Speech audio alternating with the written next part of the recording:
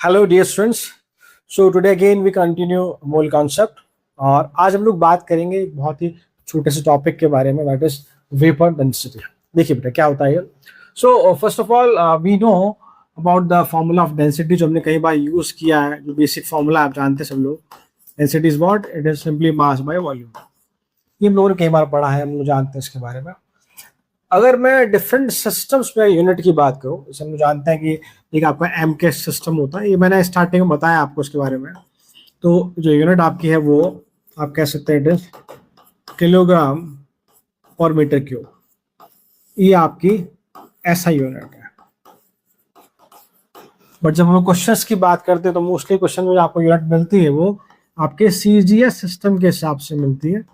वहां आपकी यूनिट बनती है बेटा, इट इज ग्राम पर सेंटीमीटर क्यूब।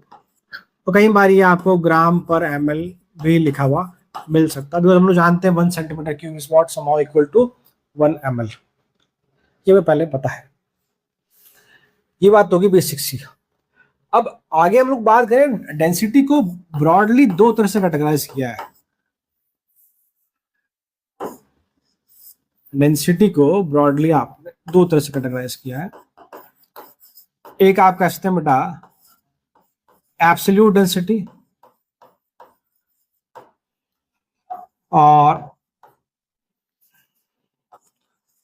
एक आपका वही जिसकी हम आज बात करेंगे, that is relative density. Absolute and relative density, ये दो बेसिकली हम ब्रॉडली डेंसिटी को दो तरह से डिवाइड करते हैं।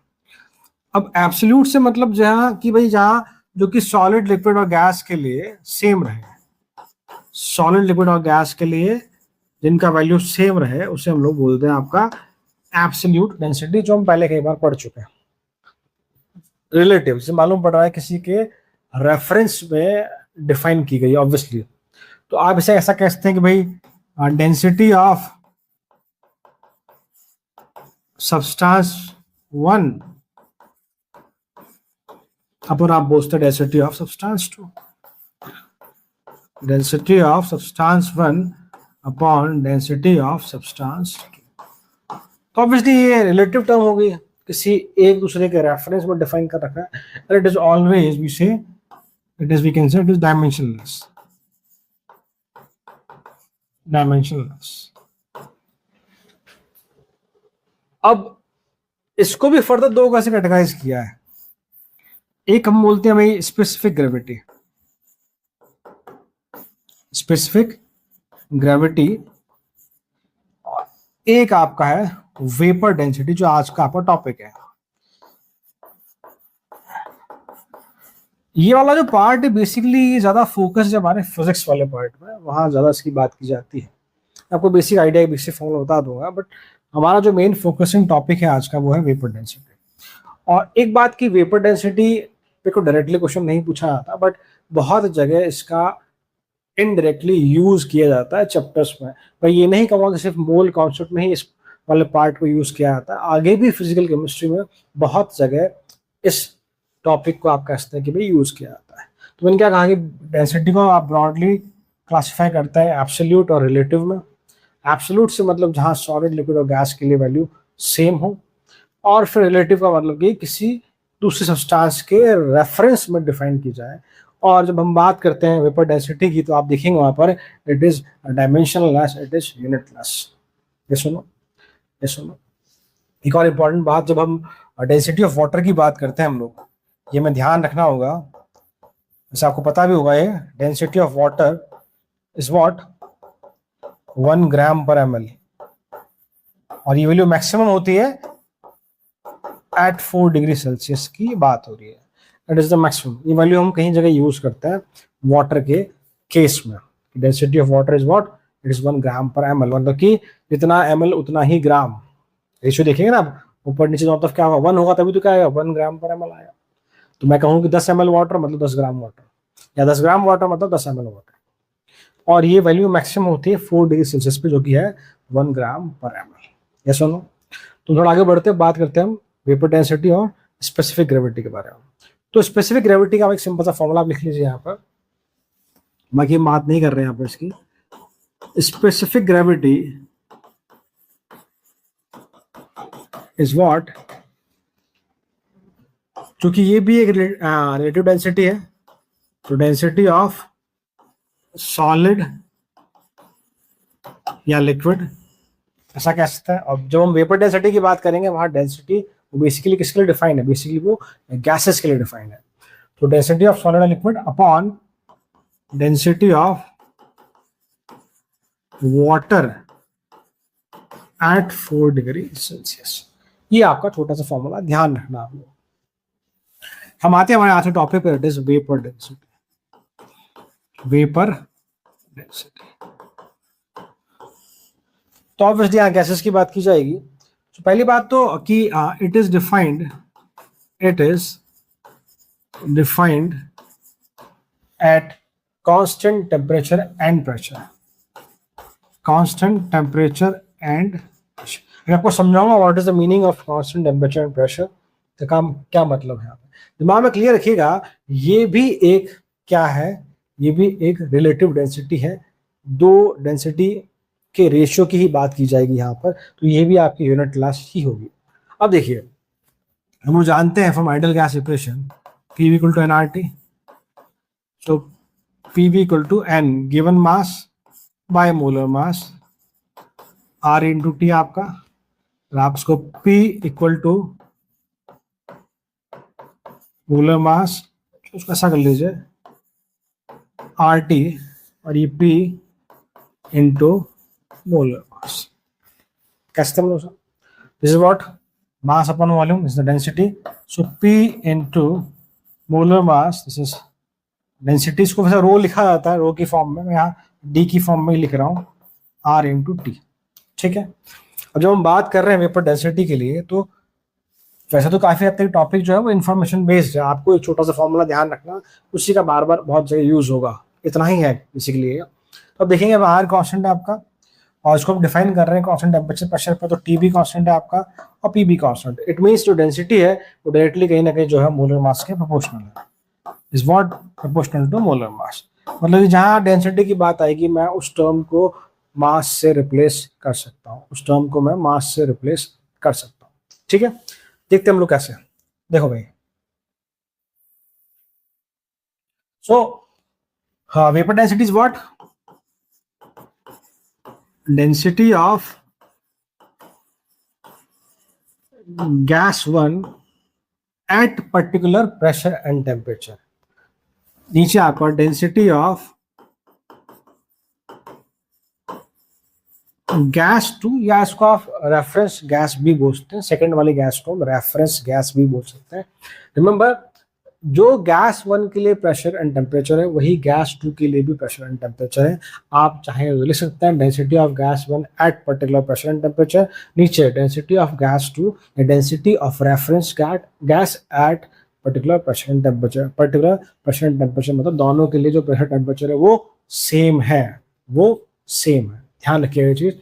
मैंने अभी जो लॉज है उनकी बात नहीं करी है, अगर आप देखेंगे एनसीईआरटी खोलकर या जो भी आप शीट या जहाँ भी आप कोचिंग करते हैं वहाँ के आप मॉड्यूल्स अगर आप देखेंगे तो आपको इस वाले पार्ट से पहले लॉज पढ़ाए जाते हैं, ग्राम्स लॉ, व्हाट वी से, law of definite proportion, law of multiple proportion, law of gases volume, जिसकी हम बाद में बात करेंगे, उसका भी यहाँ यूज है, बट मैं उस वाले पार्ट को भी कंसिडर नहीं कर रहा। जैसे जैसे हम आगे बढ़ेंगे आपको वो चीज समझ में आ जाएगी, कोई बड़ी बात नहीं है, ठीक है भाई। देखिए, सो व्हाट आई से कि डेंसिटी ऑफ गैस 1, तो वेपर डेंसिटी इज व्हाट, तो इस डेंसिटी को मैं यहाँ पर मास से रिप्लेस कर रहा हूँ, it is mass upon density of gas 2 that is 2।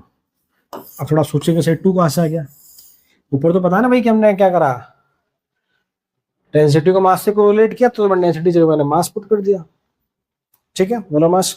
ये 2 कैसे आया बेटा, कि जब तक गैस 2 मतलब कि आप जब तक आपको रेफरेंस गैस जो है वो मेंशन नहीं की जाए तब तक हम लोग हाइड्रोजन मान के चलते हैं। मैं फिर से कहूंगा, जब तक गैस 2 या रेफरेंस गैस मेंशन नहीं की गई है हम हाइड्रोजन मान के चलते हैं, जिसका आपका मोलर मास कितना है हाइड्रोजन गैस का H2 का 2। सुनो, तो ये आपका एक फॉर्मूला बनता है कि density vapour density is what m/2, it is unitless, because ये रेशियो है, यूनिटलेस है, कोई इसकी डायमेंशन नहीं है, तो इट इज m/2। ये सिंपल सा फॉर्मूला है।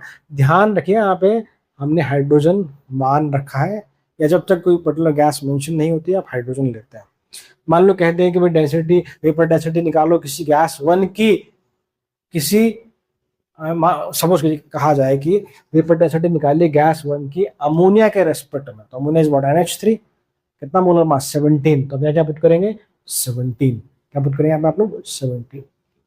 क्लियर? मैं क्वेश्चन की फॉर्म समझा दूंगा आपको चीज, क्या यहाँ तक बात ठीक है? ठीक है, तो ये आपका फॉर्मूला बन गया जो आपको ध्यान रखना है। तो बेसिकली यहाँ से हम मोलर मास भी निकालते हैं, तो वेपर डेंसिटी का ट्वाइस कर देते हैं हम लोग। अगर रेफरेंस गैस मेंशन नहीं है तो हम हाइड्रोजन मान के चलते हैं। ये छोटी सी बात है, ये बेसिक सा फॉर्मूला आपको ध्यान रखना है। वहीं अगर vapour density of mixture of gases की बात की जाए, मिक्सचर ऑफ गैसेस की बात की जाए, तो हम क्या लिखते हैं, average molar mass by 2, average molar mass bye. But in general जो आपको क्वेश्चंस मिलते हैं वहाँ मिक्सचर ऑफ गैसेस की बात नहीं की जाती, वहाँ इंडिविजुअल एक पर्टिकुलर गैस के बारे में बात की जाती है। सो मिक्सचर ऑफ गैसेस के लिए आप ये फॉर्मूला यूज कर सकते हैं। जब हम क्वेश्चन देखेंगे तो आपको चीजें और क्लियर होंगी। देखो भाई,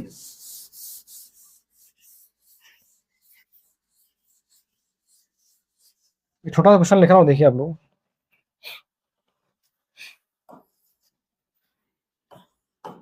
calculate vapour density of SO2। तो कुछ नहीं, क्या करोगे आप, सॉल्यूशन में क्या लिखेंगे आप, vapour density equal to m/2, m is what, कितना है 64/2, दैट इज 32। ये आपका आंसर है, बस खत्म बात। SO2 का मोलर मास कितना 64 है हमारा।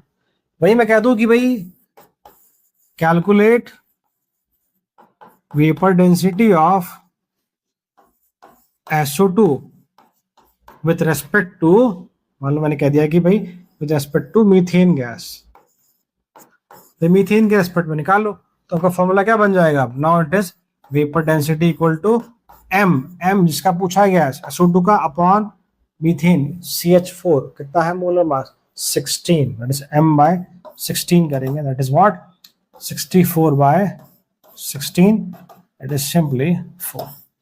ये इतना सा है, बस लेट्स ऑल। तो एक क्वेश्चन लिखता हूँ एवरेज मोलर मास पे, देखिए आप लोग। आई होप आपको आइडिया मिला होगा मैं क्या कहना चाह रहा हूँ।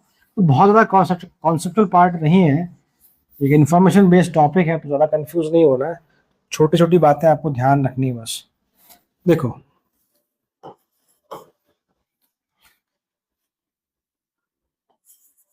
Calculate vapour density of sample contains 5 moles of O2 and 5 moles of N2 gas. भाई आपको ये गैसेस का सैंपल दिया, इसमें 5 मोल ऑक्सीजन है, 5 मोल N2 है, आपको इसका वेपर डेंसिटी निकालना है। तुम जानते हैं सिंपल सा फॉर्मूला क्या आपका, it is what, vapour density equal to average molar mass by 2। It means पहले मुझे एवरेज मोलर मास निकालना होगा। हम लोग जानते हैं कैसे निकालते हैं, ऊपर टोटल मास, नीचे टोटल नंबर ऑफ मोल्स, ये हम पहले सीख के आ चुके हैं पिछली क्लासेस में। सिंपली 5 मोल ऑक्सीजन के हैं तो 5 × 32 प्लस 5 मोल ये आपके किसके हैं भाई, N2 के हैं, N2 कितना भाई 28, यस और no, by total number of moles that is 10। क्या तो ये बात सही है हमारी, यस। ऐसे हम सॉल्व करें, how much it is 150, it is I think 160, plus इसकी आप बात करेंगे इट इज 140/10, तो it is nothing but 300/10, that is 30। Value कितनी आपकी 30। क्लियर? क्या मैंने सही किया, वापस चेक कर लें बेटा एक बार। 160, 40 आपका 200, दैट इज 300। क्लियर? यस और नो, यस और नो। सुनाओ, ये पुट करेंगे यहाँ पर, it is 30/2, that is 50। Yes और नो, एग्री? तो ये छोटा सा कॉन्सेप्ट था, हम एक क्वेश्चन और देखते हैं, बस उतारिए फटाफट से। ठीक है भाई, देखिएगा क्वेश्चन। क्वेश्चन देखिए बेटा एक और।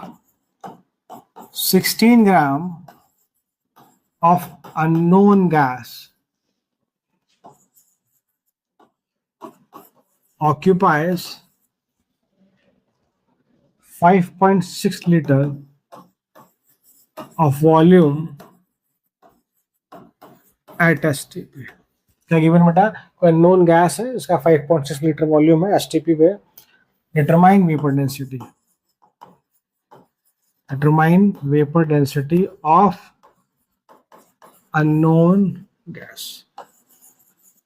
इस तरह के क्वेश्चन कई बार पूछे गए बेटा मेडिकल में, और आपके जेई मेंस में अगर पेपर बहुत इजी आता तो ऐसे क्वेश्चन पूछ जाता है। जेई मेंस में आपसे पूछ सकता है, बड़ी बात नहीं। देखो पहली बात, what is the meaning of unknown gas? Unknown gas का मतलब इसका हमें नाम नहीं पता, सिंपल सी बात है। अगर मैं कहता है भाई अमोनिया है तो हम लिखते हैं NH3, मैं कहता है SO2 है तो हम लिखते हैं SO2 गैस, मैं कहता है कार्बन डाइऑक्साइड तो हम CO2 लिखते हैं। अननोन गैस का मतलब कि हमें उसका नाम नहीं पता, उसका मोलर मास नहीं पता।